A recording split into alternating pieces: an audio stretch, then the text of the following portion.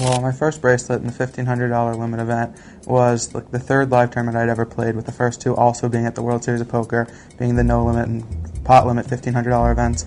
So I came to the World Series, I won my seat to the main event online like the day after I turned 21. And so I came out without much expectation. Like, I wanted to play the main event, I wanted to have a good time and play a few small tournaments. Actually, the day of the 1,500 limit event, the two people I was staying with were both going to go play in it, and I had already used almost my entire bankroll in just the first two tournaments that I came out there with, so I wasn't even going to play. But I actually said to myself, if I don't play this event, there's a 100% chance I regret it, and if I do play it, there's a 99% chance I regret it. So I decided to play it. It worked out well, and ended up winning it. Well, day one, I started really slow. I had a small chip stack at the dinner break where the World Series ends up working, and I ended up building up a huge chip stack after that. And about 20 minutes before the end of the day, I lost the biggest pot of the tournament. To that point, I had two aces against two queens. He had a river queen where he put in, max bets on all streets until he got all in.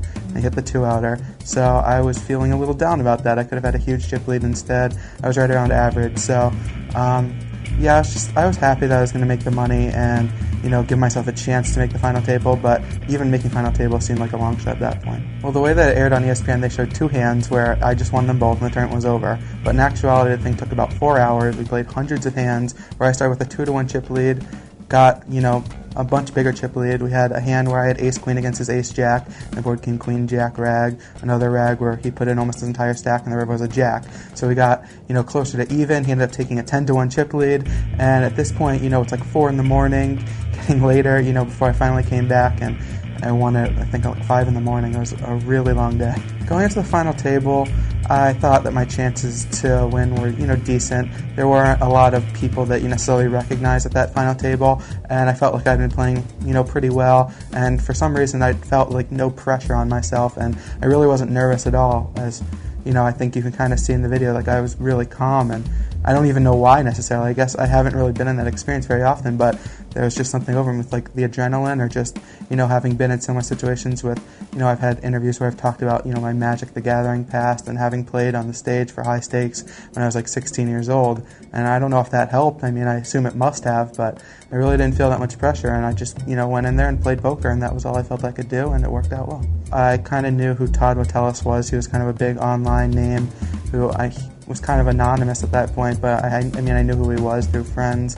And I thought Peter Costa was probably the biggest threat, because he's kind of a really good player from Europe, but he ended up getting crippled kind of early on and ended up going out real early, so he didn't stick around that long. Winning my bracelet was really special. Like, being the youngest was nice. I didn't really put that much into the record. I mean, what is it? It's just my age, like, I understand that, it was really early on that I was able to win it, but I figured, the way that poker was going, the current waves of, online players, that, someone's going to come around and break it soon enough anyway, and, just winning the bracelet was huge, and being the youngest was a nice little bonus, but I didn't put that much into that. I feel pretty good about the 2007 World Series. I feel like the way that I played last year was a lot better than the way I played in 2005, and I feel like I've played a lot of the $10,000 events and a lot of, high-profile tournaments within the last year, which I really didn't do between 2005 and 2006.